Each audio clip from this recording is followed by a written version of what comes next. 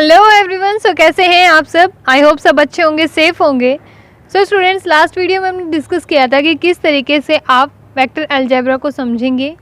हमने डील किया था वेक्टर की डेफिनेशन के साथ, पोलर वेक्टर क्या होते हैं, एक्सियल वेक्टर क्या होते हैं। सो पोलर वेक्टर एंड उसके एग्जाम्पल के साथ साथ हमने बात की थी एक्सियल वेक्टर एंड उसके एग्जाम्पल, जैसे कि टॉर्क है, एंगुलर मोमेंटम है, एंगुलर फ्रीक्वेंसी है। उसके बाद हमने डिस्कस किया था एडिशन ऑफ वेक्टर्स। अभी जो हम टॉपिक डिस्कस करने जा रहे हैं that is rectangular resolution of vectors. अब आप किस तरीके से रिजोल्व करेंगे वो देखते हैं हम। सबसे पहली बात तो हमें यही पता होना चाहिए रिजोल्व करने का मतलब क्या है। किसी भी वेक्टर को आप रिजोल्व कर रहे हो, उसके रेक्टेंगुलर रेजोल्यूशन की बात कर रहे हो, तो इसका मतलब ये है आप उसके अलग अलग पार्ट्स को डिफाइन कर रहे हो। अब फॉर एग्जांपल हम ये हमारा ग्राफ बना लेते हैं X Y and Z axis, ठीक है। अब यहाँ पे क्या होगा, अभी यहाँ पे हम कोई भी एक पॉइंट कंसिडर करके चलते हैं। इस कोऑर्डिनेट एक्सिस में हम मान लेते हैं कोई भी एक पॉइंट है, जिस पॉइंट को हमने नाम दिया P, ठीक है। एंड ये हमारा जो सेंटर है that is our O, and ये जो वेक्टर है that will be vector OP। इसको हम आइडेंटिफाई करना चाहते हैं, इस वेक्टर को हम क्या करना चाहते हैं, रिजोल्व करना चाहते हैं। तो कैसे कर सकते हैं? अभी ऑब्वियस सी बात है, ये जो वेक्टर है OP ये तीनों एक्सिस में है। हमारा ये जो वेक्टर है OP, ये वेक्टर हमारा इन तीनों कोऑर्डिनेट्स में मिक्स है, तो इसका मतलब इस वेक्टर के अंदर x का भी कंपोनेंट होगा, y का भी एंड z का भी। तो मान लेते हैं इस चीज़ को अगर हम पैरेलली ज्वाइन करें, सो मान लेते हैं ये कोई भी पॉइंट हमने आर्बिट्रेरी ले लिया A, ठीक है। सिमिलरली हम y के केस में लेंगे, इसको यहाँ पे पैरेलली ज्वाइन करते हैं, सो ये पॉइंट मान लेते हैं हम B, ठीक है। इसी तरीके से जो भी आपकी रेजोल्यूशन यहाँ पे z एक्सिस में आ रही है उसको आप लोगे पॉइंट C। कहने का मतलब ये है कि इसकी आप रिफ्लेक्शन देख रहे हो, शेडो देख रहे हो कि भाई A में कहाँ आ रही है, B में, C में, यानी कि अलग अलग तीनों कोऑर्डिनेट्स में, ठीक है। अब हमें ये भी पता है कि वेक्टर्स के केस में क्या होता है, x कंपोनेंट जो है हमारा x एक्सिस में हम क्या लेके चलते हैं वेक्टर को, xi। सो आपका जो OA, सो आपका OA वेक्टर जो हुआ that is x i cap, ठीक है। सिमिलरली OY या फिर OB जिसको बोल सकते हैं हम, वो आपका वेक्टर, लेकिन एक चीज़ का ध्यान रखना है, वेक्टर आपको ज़रूर दिखाना है, एरो लगाना ना भूलें। तो वो क्या हो जाएगा, YJ। अभी हमने तीनों कोऑर्डिनेट्स में देखा कि तीनों कोऑर्डिनेट्स में आपकी कहाँ पे शेडो आ रही है इस पॉइंट की, इस पर्टिकुलर P पॉइंट की। तो उसके अकॉर्डिंग हम डिफाइन कर सकते हैं दैट OA, हम जानते हैं x एक्सिस के अंदर हम कौन सा यूनिट वेक्टर लेते हैं I, सो OA क्या हो जाएगा xi, OB क्या हो जाएगा yj। एंड सिमिलर तरीके से OC की अगर हम बात करें, जो कि C पॉइंट हमारा यहाँ पे है, दिस इज़ नोट C, इसको मान लेते हैं कोई भी पॉइंट F, ठीक है। सो हमारा OC पॉइंट क्या हो जाएगा, OC हो जाएगा ZK कैप, क्योंकि इन चीज़ों का हमें पता है पहले से ही कि I का कैप कहाँ पे होता है, एक्स एक्सिस की जब आप बात करते हो J cap, K cap, J आपका Y के लिए एंड K आपका Z के लिए। ये हमारे डायरेक्शन कोसाइंस है, हम जानते हैं।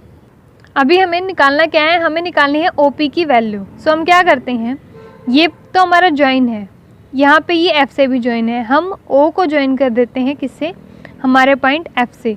सो उसके बाद ये जो ट्रायंगल बनेगी, ये वाली, तीनों के तीनों वेक्टर्स हैं। अब इस वेक्टर ट्रायंगल में हम क्या करेंगे, इसको एज ए रिजल्टेंट लेके चलेंगे एंड ये दोनों हमारी क्या हो जाएंगी, ट्रायंगल की साइड्स।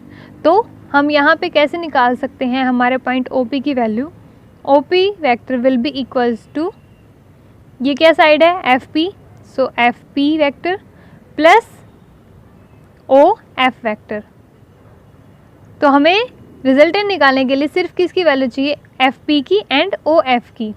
अभी यहाँ पे OF को हम और क्या लिख सकते हैं, हम इस ट्रायंगल की फॉर्म में लिख सकते हैं। तो OF यहाँ पे जो रिजल्टेंट है वो किसका सम हो जाएगा, OA प्लस AF का। तो हम लिख लेते हैं कि हमारा FP तो एज इट इज़ है, लेकिन उसके साथ साथ प्लस OF को हम क्या लिखेंगे, AF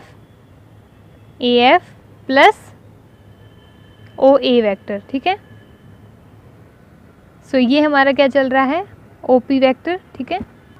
अभी यहाँ पे एक बात देखने की है, हमें किस किस का सम चाहिए, FP ये complete, AF this one and OA, ठीक है। सो यहाँ से हमें पता चल गया कि आपका जो OP वेक्टर है that is equal to FP vector plus AF plus OA vector. So जिस तरीके से ओ ए वैक्टर यहाँ पे, क्योंकि एक्स कंपोनेंट में हमें पता है वैल्यू क्या है, सिमिलरली एफ पी को, क्योंकि ये भी वाई एंड हमारा जेड एक्सिस में ही है, सिमिलरली ए एफ, तो इनको हम क्या लिख सकते हैं, इसी वजह से हम ओ पी को लिख सकते हैं O A vector plus O B vector plus O C vector. So इसकी वजह से क्या होगा, क्योंकि इन तीनों कंपोनेंट्स की वैल्यू हमारे पास ऑलरेडी गिवन है, x I Y J Z के, ठीक है। तो इसीलिए हमने इन कोऑर्डिनेट्स को किसकी फॉर्म में लिख दिया, ओ ए ओ बी एंड ओ सी की फॉर्म में, ठीक है। सो यहाँ से हम लिख सकते हैं कि आपका जो रिजल्टेंट वेक्टर है R, that is equals to O A क्या होगा हमारा, X I plus Y J plus Z K, क्योंकि इन सब की वैल्यूज तो हमें पता है, ठीक है। तो ये आपका वो रिजल्टेंट वेक्टर आ जाएगा जो कि क्या है, ओ पी। सो ये आपका वो रिजल्टेंट वेक्टर आ जाएगा जो कि आपका क्या है, ओ पी। ये कंप्लीट वेक्टर की बात। लेकिन अगर आपको सिर्फ मैग्नीट्यूड पता करना तो वो आप कैसे कर सकते हो, उसके लिए आप स्केयर कर दो वेक्टर का। ओ पी था आपका वेक्टर, इसका स्केयर कर दीजिए, तो यहाँ से आपके पास क्या आ जाएगा, सभी जो क्वांटिटीज़ हैं उनका स्केयर, लेकिन किस में, अंडर रूट के अंदर, ठीक है। सो क्या आ जाएगा, X square plus Y square plus Z square, and ये आप जानते ही हो आई कैप की मल्टीप्लाई जब होती है उनका स्केयर होता है तो वो क्या हो जाता है, 1। सिमिलरली जे कैप का स्केयर भी 1 एंड के कैप का स्केयर भी 1, ठीक है। सो यहाँ से आपका जो रिजल्टेंट वेक्टर आएगा उसका मैग्नीट्यूड क्या हो जाएगा, equal to under root X square plus Y square plus Z square. अभी इस चीज़ को हम क्या बोलते हैं, रेजोल्यूशन, किस चीज़ का, वेक्टर्स का, क्योंकि जो आपका वेक्टर था ओ पी, जिसको आपने क्या माना, रिजल्टेंट वेक्टर आर माना, उसको किस तरीके से आप अलग अलग कंपोनेंट्स में क्या करोगे, ब्रेक करोगे। यहाँ पे आपने X component, Y component, Z component, तीनों में उसको क्या किया, ब्रेक किया।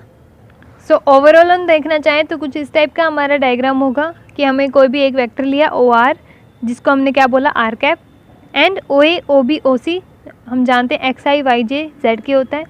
सो ओ पी को आप किस तरीके से ऐड करोगे, जो कि अभी हमने सीखा, तो रिजल्टेंटली आपके पास वेक्टर क्या आ जाएगा, एक्स आई कैप प्लस वाई जे कैप प्लस जेड के कैप। सो ये जो अलग अलग कंपोनेंट्स आए हैं एक्स वाई जेड तीनों कोऑर्डिनेट्स के, इसको हम क्या बोलते हैं, वेक्टर का रेजोल्यूशन, ठीक है। एंड अगर आपको इसका मैग्नीट्यूड पता करना है तो उसके लिए आपको सिंपली क्या करना होगा, इन सभी वेक्टर्स को स्केयर करें एंड उसका क्या ले लें, अंडर रूट, तो हमारे पास क्या आ जाएगा, इनका मैग्नीट्यूड, ठीक है। So this is our rectangular resolution of vector. अभी हमने देखा कि आपका जो वेक्टर था दैट इज वेक्टर आर, कि उस वेक्टर की वैल्यू क्या है, उसके मैग्नीट्यूड की वैल्यू क्या है। लेकिन अगर हमसे डायरेक्शन पूछी जाए तो डायरेक्शन के लिए बेसिकली हम यूज़ किसका करते हैं, यूनिट वेक्टर का। सो कैसे लिखेंगे यूनिट वेक्टर को, वो देखते हैं। सी, यूनिट वेक्टर कोई भी वेक्टर जिसकी वैल्यू क्या है, x I plus Y J plus Z के, यूनिट वेक्टर को लिखते कैसे, जो भी आपका वेक्टर है, जो अभी आया था हमारा आर वेक्टर, उसको आप डिवाइड कर दीजिए किससे, उसके मैग्नीट्यूड से। यही हमारा मैग्नीट्यूड आया था, ठीक है। हमारा वेक्टर क्या था, X I Y J Z K, and हमारा मैग्नीट्यूड क्या आएगा, X I square plus Y square plus Z square का अंडर रूट, ठीक है।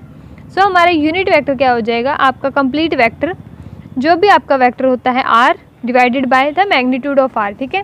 सो यूनिट वेक्टर हमारा क्या शो करता है, इसका कोई भी मैग्नीट्यूड नहीं होता, मैग्नीट्यूड इसका 1 होता है, इसीलिए इसका नाम यूनिट वेक्टर है। एंड ये क्या काम करता है, ये हमें डायरेक्शन को दिखाने का काम करता है, ठीक है।